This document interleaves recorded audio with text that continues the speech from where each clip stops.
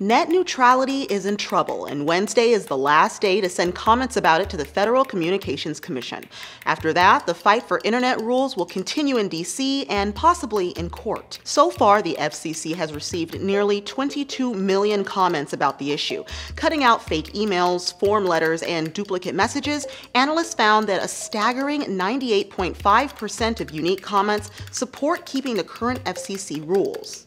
This huge response could be due to calls to action from John Oliver, internet advocacy groups, and major internet companies like Google, Facebook, and Twitter. But these comments probably won't change the mind of FCC Chairman Ajit Pai, who isn't a big fan of net neutrality. This spring, he introduced a proposal that would roll back current regulations, and earlier this summer, he said the number of comments in opposition to his plan wouldn't convince him to go back on it. Pai's argument against net neutrality is based on the idea that it deters internet investments into internet infrastructure.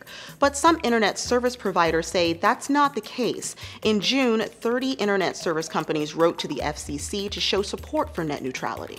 Members of the House Energy and Commerce Committee may be preparing their own legislative solutions to the internet debate and had planned a hearing on the topic for this fall. Reuters reports the meeting has been canceled, but the committee had invited major tech companies and internet service providers to join the conversation.